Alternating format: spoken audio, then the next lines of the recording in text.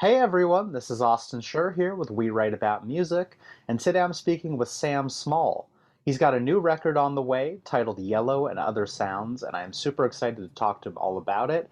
Sam, I want to thank you so much for coming on today. How are you Thank you. doing? Yeah, pretty good. Thank you. Nice. Where in the world are you at the moment? Austin, Texas. Nice. I have a lot of family there. It's a Yeah. beautiful place, and I think half of America are in here already. yeah, it kind of feels like everyone moved from wherever they were Yeah, and went that's right. straight to Austin. Well, I will say they've been there for like at least 10 or 15 years, so Oh, you right. know, Yeah. they were there before the mass the mass amount of people came. That's They're awesome authentic. though. They're authentic. Exactly, authentic Austinites, is that the word for it? I don't know. Austinites, yeah. Right, Yeah. every time I go there, I get made fun of because of my name, so I try not to go too much. Yeah, that's right. Yeah. But I can't stay away from the barbecue because it is fantastic. Barbecue is the best in the world. Yeah. Exactly. Nice. Well, I want to hop in to talking about this record. From what I've heard so far, I've really enjoyed it. You cover Oh, so thank many you. different genres and sounds and styles. Yeah. What I really want to know about so far is there sort of like an overarching message for the record, or is each song its own little story? Yeah, it's there's a lot of nightmares, um, a lot of bad relationships, Sure. which I think a lot of songs are based on those ideas. Yeah. Uh, it sounds very dreary, but I think to sing and write about traumatic experiences is cathartic in many ways, and sometimes Yeah. it's cathartic for people to listen to those things. And I think, well, you're not alone, and you can survive those bad times. I totally understand. I mean, a lot of what I've heard feels sort of like upbeat and positive in its tone, but then when you actually like stop and listen and make the connections, it's not always so positive. So, Right. are these stories coming from personal experience, I assume? Um, some are complete fiction. Okay, cool. Uh, I'm about to release one about homeless guy. Okay, I was near. I was came within a hair's breadth when I was living in London of being homeless. I had family that I could move to, sure. etc. So I wasn't completely destitute of people. But you get an idea that it's pretty easy to become homeless. It's a lot easier than you think. Yeah, one major healthcare bill, Yeah, you're out on your ass. usually one bad decision. You Yeah, make that one too. bad decision and you go off on that left hand side or right hand where Right. you shouldn't go, and you think, how do I get out of here? And it's difficult to reverse out of that awful Exactly. cul-de-sac. Yeah. Yeah, you're kind of digging yourself a hole. Um, so we were talking about this before I actually clicked record, but 7/12 of the album are now out, uh, and there is not a definite release date for the full album. But I guess what can listeners expect in the coming months if you have an idea? Um, Kind of more of the same, but very different. I mean, that sounds ridiculous, but Sure, sure. it's more of different, more rock sounds, Yeah, much more like choral sounds, which I'm very. I do love harmonies and creating harmonies. of course. And there's one called Stand Up Now, which is a 16-part harmony, which I really enjoyed doing. Awesome. Yeah, I was gonna say it kind of seems like the way of the music industry nowadays is like these individual single releases. But I like your way of going about it to where it's like, yes, I am releasing singles to like have people listen individually, but at the end I'm gonna have this full album that's gonna, you can listen from top to bottom. So you can have it both. You can have it Yeah, both ways. That's yes, quite you nice. can. Yes, you can. Yeah, yeah. Has it just been you working on this, or do you have any outside help in terms of like, production and instrumentation, anything along those lines? No, no the only help I had was the people I'm writing about. Really? So that, you're that, putting everything that, together? yeah, yeah, everything. That's Yeah. amazing. So do you have a home studio, I'm assuming, or are you going Yes, somewhere to do yes, this? yes. I do. You can see Yeah, part I of it see a little here, bit. and there's the green screen, which I do all the videos on. Wow. Uh, and yeah, I don't know if I can.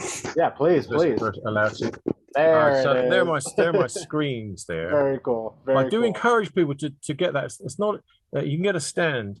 It's not a very expensive stand, Yeah. and you're not looking in one direction all the time because you can really crick your neck and do yourself an That's true. injury. I think so many people over at least the last year and a half have invested in their own home studios. So there's a lot more music coming out, but yeah, Yeah, it's got to be that nice little cathartic experience to like, stop what you're doing and just make music at the end of the day and make it all happen. that's right. Yeah. So, well, my room is 10 by 10 by 11, almost a Okay. cube, Yeah. which is pretty much the worst dimensions you can have For making music? for making music. Yeah, Why is that? when it's very small, and when it's a cube. Well, the bass frequencies um, get in a bit of a mood Oh, and start traveling around the room and growing. And that's what I heard when I first came in here, and just and there was nothing here. It was just like being in a, I don't know, being in a closet sure, with a sure. huge speaker. It was just the bass frequencies were deafening. And I eventually contacted a guy who advised me to get these foam cubes. Yeah, I And see also, I don't that. know if you can see the behind, if you can quite see those cabinets between the Yeah, speakers. I do. I've got four of those, Okay. and they are bass absorption cabinets. And and Dennis helped me and I built those out in the backyard. They've got a baffle Nice. in, and there's a, charcoal, activated charcoal. That's Oh, okay, okay. inside, which absorbs. Anyway, the long and the short story is, I've even got foam panels on the door, I like it. just to absorb some of that energy that's Right. generated in the room, because you can't.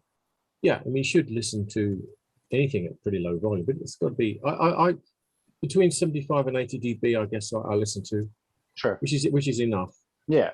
But I've got it almost pretty much flat now, which is Nice. it was a bit of a miracle, really. Sounds like a lot of work went into It this. was a lot of work. I'm Yeah. sure of it. I want to hear a little bit about like your musical background. How long have you been making music for, and what spurred you to finally make an album for yourself? I guess I started writing music um, after I was about 25, Okay. which was mid 60s. So I'm 77 now, Hmm. and and so I've been writing music and presenting it to record companies, and I guess I'm late to the game because of a lack of self-esteem, a lack of my own, not believing that I'm any good. Certainly and not a good singer. But the So fact just that you're here, you're making it work. Like yeah, I'm happy you finally got the confidence. That's the thing is there's too many people nowadays that are overly confident that think that they can make music and it turns out to not be that good. But at least they put their foot forward and actually made something happen. So I hope I you're in yeah that I situation. kind of admire people like that can really hustle Sure. and make something of, say they haven't got that much talent, but they hustle so much that they get there, they get into the business and they start earning money. I Right. kind of admire them. I understand that, but I mean, at this point, like you're doing it. You're here. You've got the Yeah, studio. You're yeah. making music, and I hope at the end of the day, it's a nice little bit of like upbeat optimism for your life. You know? Yes, that's right. Yeah, just doing it. I mean, I'm doing it at the wrong end of the lifespan. Sure. Well, do you have any But plans for follow up? Do you like? Are you? Is yes, this like a yeah, one and done, or yeah? What like? Are you always working on the next thing? I suppose. yeah. My back catalogue is nearly 200 songs, and I've been writing. Okay, so plenty more on the way. I'm one of those weird people that never gets a block. Sure, sure. I'll pick up a guitar or mandolin. There's a ukulele here somewhere. Hmm. I've written a whole bunch of ukulele songs, which I'd like to do. Nice. Yeah, you should make a whole ukulele album. Yes. It's a great instrument, and ukulele makes you positive. It makes you. It's a happy instrument. I fully agree. I fully You agree. can't write miserable songs on a Right. ukulele. I also want to talk a little bit about the genre influence that I mentioned. Yeah. From what I've heard so far, you really are all over the place, but in a Yeah. way that it also feels very cohesive at the same time. So, who are some of your inspirations, and did any of those inspirations, have an impact on the music you're making right now? I suppose it's my age has got to do with it, because my influence stretches back to the 50s, mid 50s. Sure. I loved Buddy Holly. Yeah, Dearly, dearly loved him, and it was I know now that it was a major trauma when he got killed in a plane crash, of and, course. and I never quite got over it. And then Eddie Cochran and Jimi Hendrix, Little Richard, Hmm. all those kind of people, and then all the way on to, say, I guess up to the year 2000, Sure. maybe a little bit after that. And although I get a lot of what's been done since then. Do you remember a song called "Video Killed the Radio Star"? Of course. Wasn't it the first song on MTV? It was, yeah, Yeah, exactly, yeah. Great producer. I can't remember his name now, but the visuals affected it a lot. I think over that sure. 20 year period, where what you looked like and how you dance and the backgrounds and etc. were as Totally. much part of the package as the song. Right, right. Whereas up to the 70s and even the early 80s, it was just a song. So I'm interested now that you finally taken the plunge. You've got everything set up, you're well on your way to a debut album. Is there something along the ride that has surprised you the most about the entire process? Of when I'm in here by myself. Yeah, just like even from the writing to the recording to like the finishing a song. One thing that stood out to you that was just like, oh, I wasn't expecting that to happen. I wasn't expecting mixing to be so difficult. I've heard that before. That sounds pretty accurate. So But important. yeah, it is, and we sold our house in London. Mhm. You may have gathered I'm not originally from the United States. Figured you weren't a classic or original Austinite, but that's okay. No, not born and bred, as they say here. That's Are you born and okay. bred? That's what it means here. Yeah, exactly. But no, I wasn't born and bred. We've been here about 7 years, nearly 8 years now, Nice. uh, and um, and so we had the money to buy some decent stuff. And I've got Sure. really good equipment here, really good equipment. Yeah. Not over equipment. I've got a very very nice microphone here. Um, you know, I bought all the software rather than ripping it off like I used to. A fairly decent keyboard. It's basic stuff, but it's Got enough. everything you need. Yeah. Yeah. And what I've learned what I've learned is to be simple, to be simple as possible when you're mixing. So I always make sure now that the source is good. If the source is no good, you're never going to get there. You're going to be cutting plug in after plug in after plug in to Sure. try and get it to sound what you imagine it to sound like. Right. Get as near as you can with that source, be it singing or a guitar sound or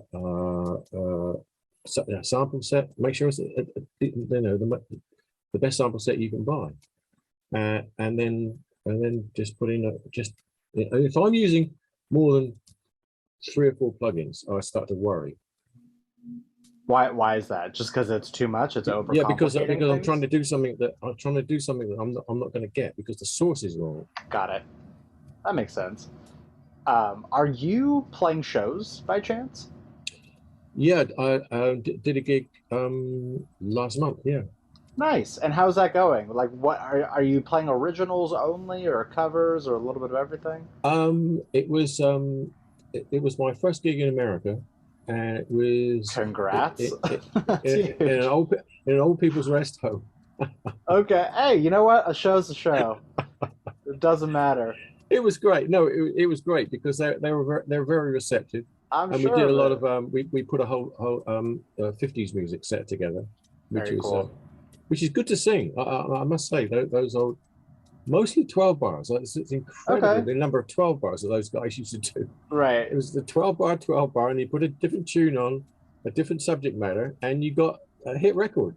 I don't know how they did it. It was very, very, very clever. Sure, everyone knew the words, I hope, or if it was one big Yeah, sing well, along. so, yeah, some of them knew the words, some of them not enough, Okay, but yeah, they were very, very appreciative, and it was a good exercise. It was a good exercise nice. to project yourself into an audience that normally wouldn't be that receptive. That's yeah, that makes sense. But are you playing any originals or it's just 50s tunes? I slipped in a couple of my tunes as well Okay, when I nice. was there. But yeah, I'm seriously thinking about getting a band together now here in Austin, which I feel that can't couldn't be be that difficult. difficult. Yeah, couldn't No, be that bad. Filled with musicians.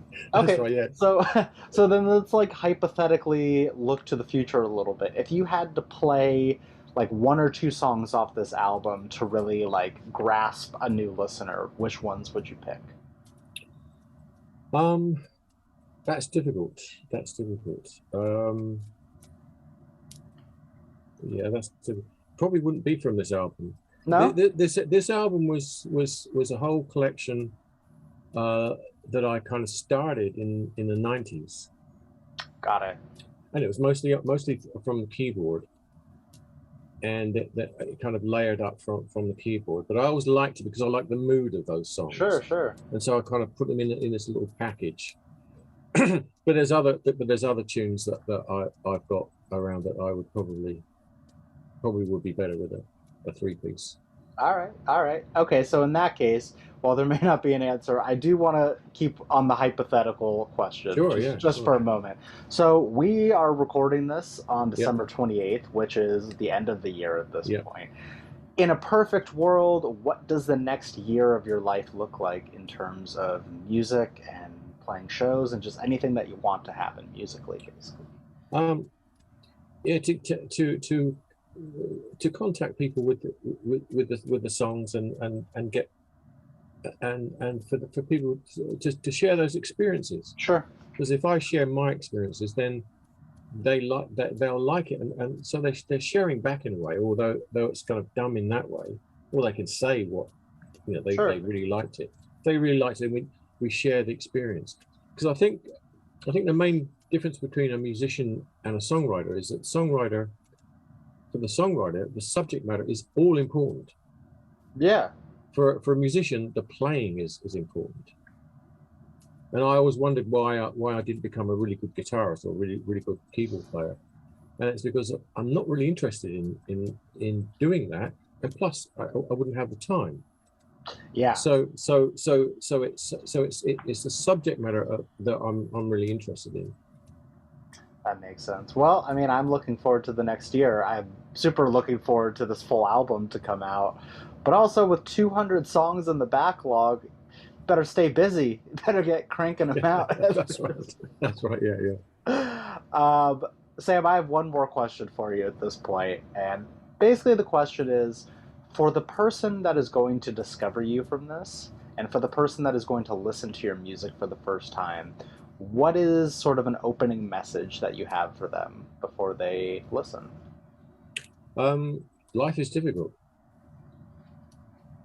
and but you can move to a better place by saying this is difficult, and part of the difficulty is my fault, and but I can control that. I can do something about it, and move forward. I think singing about such times Yeah, can help you do that. Can help you be stronger.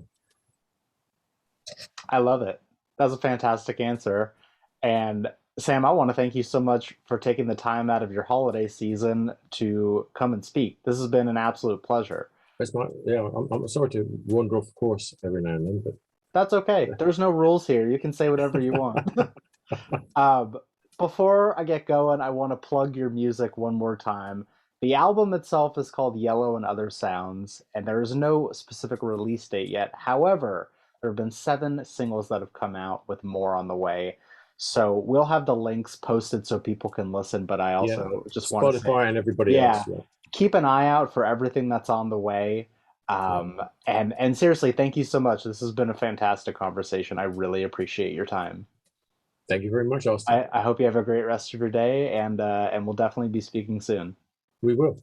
All right. Thank you again. Take Thank you very care. much. Bye bye. Bye bye.